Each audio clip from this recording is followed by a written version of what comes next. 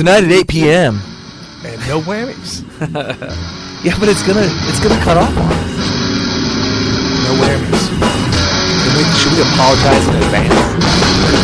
Wait, I want you to get up now. I want all of you to get up out of your chairs. I want you to get up right now and go to the window, open it, and stick your head out and yell, "I'm as mad as hell, and I'm not going to take this anymore!" Good evening, everybody. Welcome to Smith Radio. Your host, Brian Smith, along with Carrie Smith. Giving you all the late breaking news of last week, wrapping it all up, helping you out with everything you didn't hear, making sense of it all, and setting you up for a good week to come. We do have predictions on the show, and this is a special show This today. is a special one. We're on a different time, different day. Yeah, if you're listening to this on a Saturday, no. This is live. This actually is live. It is for real. Yes. Today is the deal. 6th of February, 2016. A couple days before the New Hampshire Caucus. But this is Super Bowl Eve. The eve of the Super Bowl. The Make race. sure you go to bed early. Yes. So we've got a loaded stack of stuff for you tonight. Everything from the stolen Iowa caucus. So many ways to steal. We've got so much information, so many sound bites, so many different angles. It's like one of those mystery novels, like the whodunit. Was it Colonel Mustard in the library with the candlestick, or did he have the lead pipe? Spoiler alert. It might be more like 2001: A Space Odyssey, where when you're done with the movie, you're not really sure what you watched. There are no conclusions. And then you hear other people give you more conclusions. And then you don't agree with them. And then you end up in a big argument. Like the one you just threw out at me saying that I had to put my tinfoil hat on. Oh, my goodness. I had to put the foil hat on. We have tinfoil hat alerts for this episode. So you guys have that handy. And if you haven't made yours yet, go to smithradio.com and learn how to make your own very neat. And you have to make it yourself because you can't trust somebody else. It's like packing a parachute. Right, exactly. This is the only thing that's going to save your life. So you pack it yourself. Pack it. That way, if you die, you have nobody to blame but yourself. Right. If your stuff is packed first, you're getting to the airport first. That's all you need to know. So, with that being said, you want to start out with the un-Super Bowl, the unhappy Super Bowl? Yeah. Oh, it's very depressing. I'm very stressed. I don't even know. I'm stressed. I didn't know I depressed you about it. I'm stressed out. Why? Did you put a lot of money on it? I thought it was going to be race free. Oh, you know that's not going to happen. Oh. So, I don't know. I'm going to have to get the producer to dig. But basically, we got the Carolina Panthers versus the Denver Broncos. And I've been watching the Super Bowl since probably Super Bowl 19 or so. And we're on Super Bowl 50. That's a long time. Oh, yes. Wow. That gives you a little insight into my age. It's never been anything that I've ever thought of in the past. But apparently, in this day and age, in the post-Obama presidency, it's important that this stuff be brought up and thought about and brought into the consciousness of society on a daily, hourly, minutely, secondly basis. And that is, how does race play a part in this? And it turns out that does apply. Oh, wow. According to the race baiters in the Super Bowl this year. So it turns out the leader of a football team is, you could say it's a coach or whatever, but a lot of people would say it's that quarterback. He's the guy. He's the central focus. He's the one that leads the huddle and the hurry-up offense and all that. So he's the leader. He's the guy in the locker room that's, telling everybody, attaboy, whatever.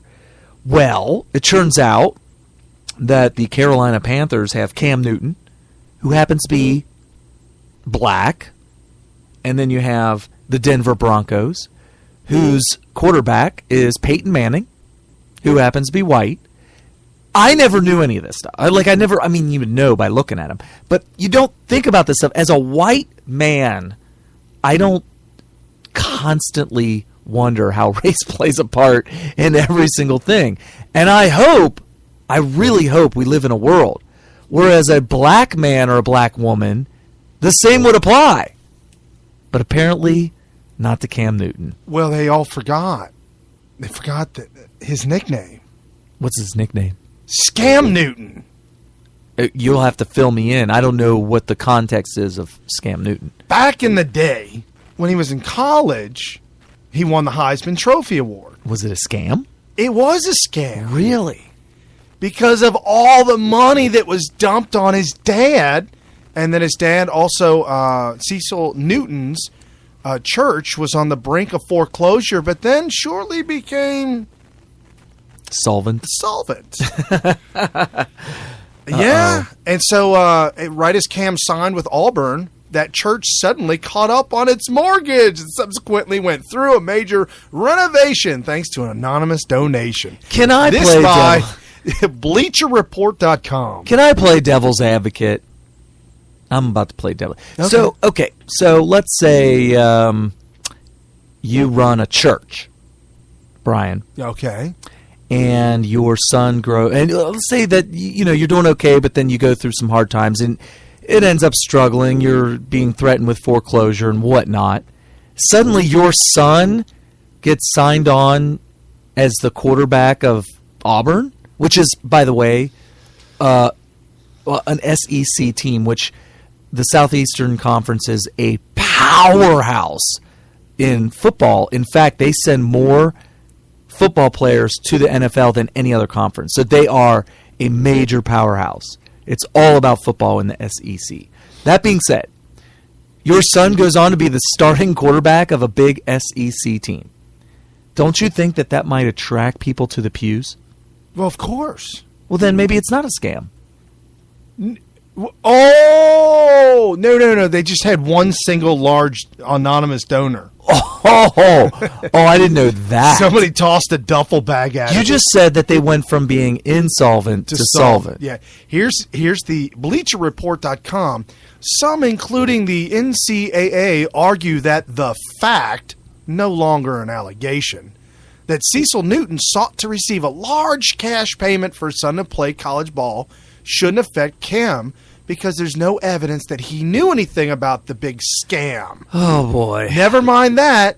A member of the Mississippi State coaching staff said that Cam Newton personally told him over the phone that the reason why he chose Auburn because his father said, quote, the money was just too much. What? What is he talking about? Oh, wow. You do know that being a player on an NCAA team is not a paid position. Well, and it's illegal. Yeah. I just couldn't pass up all that money. Well, What is he talking about? Maybe the tuition for Auburn is so high that when they offer a full-ride scholarship, you just think about all that money and you think, wow. Or am I totally off base by that? I mean, is Auburn's tuition more than any other school? Okay. It became public right away, even though the University of Mississippi appealed the ruling and was scheduled to go before the NCAA's reinstatement committee. Mississippi got its hearing, and the ruling was reversed and announced on the eve of Ole Miss's first game of the season. Fast forward to a week before the SEC championship game, the NCAA finally compiled enough evidence to suggest that Cecil Newton had violated recruiting rules. And as a consequence, Cam Newton was rendered ineligible to play football. There was no press release. In fact, no one was informed of the ruling aside from Auburn University, who immediately appealed the ruling. Oh, the NCAA reinstated committee rendered the reversal of the reversal ruling within hours, some say minutes, of the original ineligibility. It goes on. Dude, this is soap opera. I could see that. On and on. A reversal of a reversal of a reversal. Yeah. So either way, he got a duffel bag. They dropped the duffel bag on it. At the very end of it, it says, by the way, if Cecil Newton can make money off of Cam Newton, then so can anybody. Get your Scam Newton merchandise today. Click here. No. Yes, it does. Oh, my Yes, it gosh. does. Wow. Scam Newton merchandise.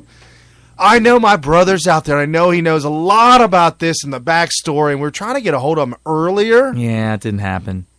He's a very busy person. Especially on a Saturday Eve. Yes. Studying It's for early, his though. master's. Probably. So anyway. So Scam Newton is one of the quarterbacks, but now he just had to drum up some controversy this past week, saying that typical though. Typical of what? Of him? No, of people who You went into a bridge abutment here. I'm veering. I'm starting to spin. No, you jammed it in reverse. You can't jam it in reverse. I'm starting to slide. I think I can recover this one. You don't overcorrect. Don't overcorrect. Oh my typical gosh. of those individuals wishing to attract attention in a negative light.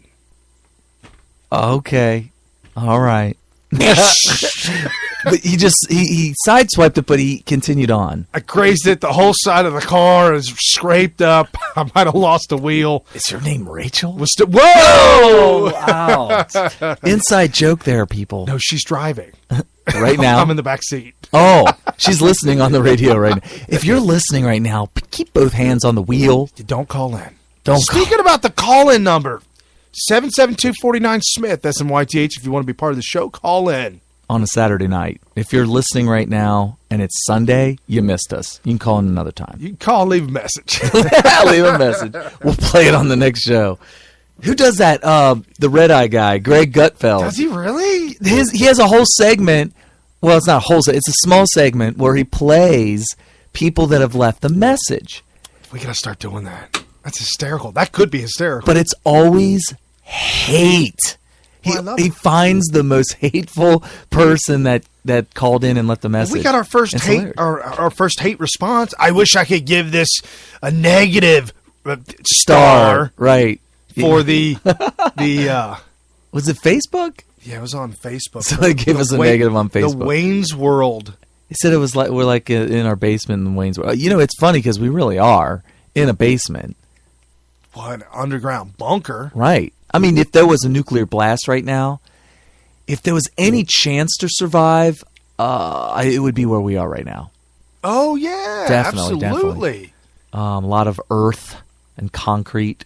Okay, he says... We already read this 2 episodes ago. Right. Yeah, don't worry about it.